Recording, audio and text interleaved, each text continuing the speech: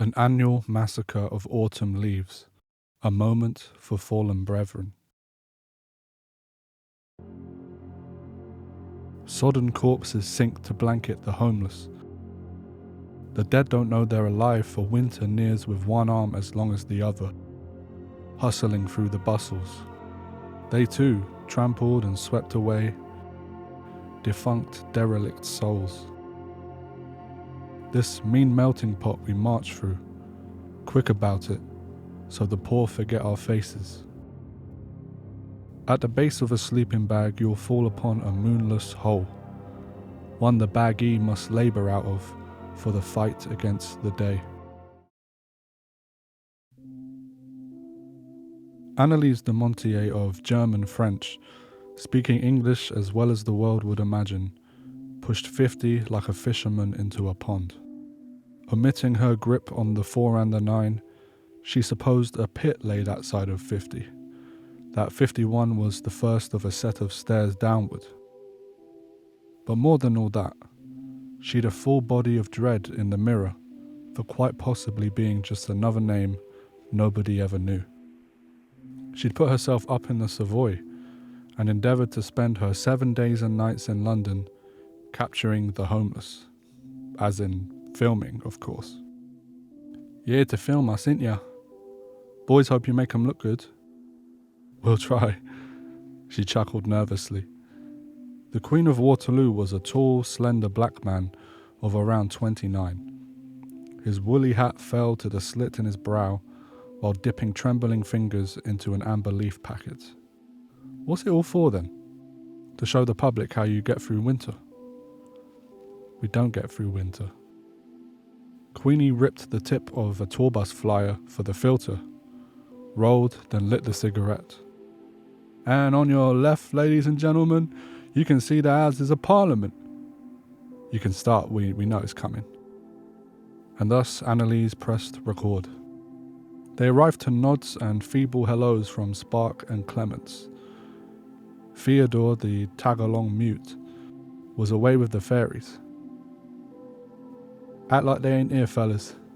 Queenie turned mid-drag. "It's what you want, innit?" And Anneliese nodded. "It's easy, mush. If you want food, I'll get you food. You hungry?" "You got a family, Spark. A daughter." Clements protested to the air. "Shouldn't be out here, man." "Yeah, but I am here, aren't I?" Queenie outskirts to liven, returning. "All they got in there, sandwiches." "Sarnies, rolls, all sorts, mate. If you're hungry, I'll get you. Just get us 4 sandwiches," Clem said away from Spark. Spark darted the square towards the row of retailers on Cockspur Street. Queenie sat in his space, shuddering. "I thought it best I tell you, darling, Theodore here, he ain't speak. Tried countless, but we don't even know if he's listening. King of keeping stum, I call him." Meek Theodore of, say, 38, known the Smiler from Trafalgar down Waterloo and so on, tagged along in silence. Rumour had it he fell from a top firm as an asset manager. Others say ex-military, less say docker. Point is, no sod knows of where he appeared, but that he was here one day, sticking around ever since. Should have asked to get more whiskey. We're all out. Clem sighed, so Queen gave saves of the cig. "Just don't make love to it, please." "And if you look around, you'll see, jeepers, water is filling the bus. From everyone here at Final Destination Tours." Queenie patted Clem an attaboy, that being the spirit, and laughed. "Great filters. 3 filters." Spark could be seen leaping a wall with 4 baguettes in the distance. He handed them out reciting, "You clothed me when I was hungry, fed me when I was naked." Clement snatched his, saying, "Enough of that religious shit, man." "Thanks, Spark. Really nice of you, Spark. I might see morning now, Spark." "Yeah, whatever." "Where'd you clean this lot then, Spark?" "Local, round the corner. I know it ain't ethnical or nothing, but..." Crumbs flaked to moseying pigeons while tucking in. "Man don't live by bread alone," Spark said, tossing some to the birds. "And listen here, you Clem, right? I'm allowed to say what I want when I want, right? Don't you go slandering my religion. I believe your religion is a sham. If you want evidence, I'll tell you what. If you can convince me, I'll convert right now. Clem erect, living only by bread, kicked pigeons begone to face the Protestant. Right, you yeah. Spark turned to Clem, pulling out a half-drunk Ray and Nephews. Don't call me Spark for nothing, right? Take a sip of that, you'll need it. Queenie snatched a sip, the lid went walkies. You make a good point, you sip. Fair? Yeah, I could get in on some of that, said Spark, extending an arm. Winner gets the bottle you're hiding. And they shook with smirks. Right. All historians, atheists, agnostics, or Christian, agree a man named Yeshua lived then died on the cross. Your religion relies on the resurrection. Drink! Clem swigged and grinned. He appeared to 500 people, according to the Bible. Clem looked to Queenie to sanction the sip, who rattled her hand, having none of it. Would you allow me to indulge in the hypotheticals before I circle back round, if it makes you feel better? If it's all lies and what have you, then what would the disciples stand to gain? Paul, who were persecuting Christians, what would he gain of switching sides and putting himself in the firing line? They stood no chance of fame and fortune, yeah? Paul must have believed he'd seen that risen Christ on the road. I know of no man who'd die for some bloke he just met. Unless this bloke was who he claimed to be. Think that's a drink? Spark gulped and on he went. Allow me to ask you a question. Who were the Roman emperor at that time? I wouldn't know. Caesar's name was Tiberius, right? And did you know we have more evidence for the life of Christ than that Roman fella? I'm actually one of those atheists that believes Jesus was real. Well, what's the problem then, Bush? The problem is, I don't believe the virgin birth. I don't believe he healed the blind or cured the leper. I don't believe the resurrection. But most importantly, I don't believe he was the Son of God.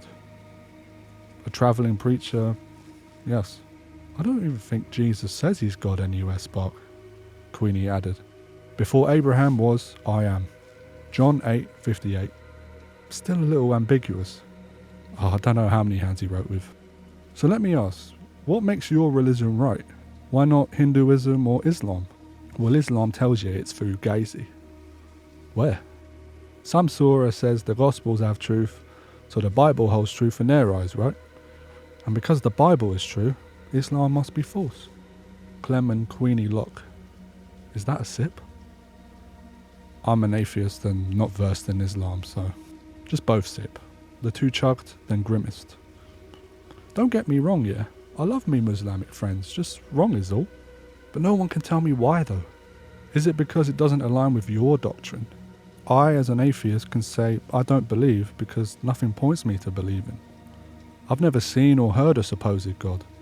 I can't respect a God if he's out there, hiding amidst the turmoil and suffering on earth, giving people the faculties of evil under the guise of free will. And furthermore, he damns you to hell for not following him. It's almost communist. Is death the difference? If so, it's very convenient, as even the staunchest Christian cannot say for sure what comes next, nor even if he or she will be let into heaven if it's out there. Perhaps he's so cushy that he doesn't know that it's hell here, where we are. What if I'd never heard the gospel, supposing that were the right one? For if the Christian God is real, then we are all on trial for crimes we didn't even commit. Have the damn bottle. A sip, Clem, Spark said. Answer me this, you, Clem, yeah? What is evil to an atheist? Where does your basis of evil come from? No, don't go rolling eyes, tell me. I know this trap. Ain't a trap, mate, honest. The murder of a child is an abominable act, but why is it to an atheist? Are sins on a spectrum?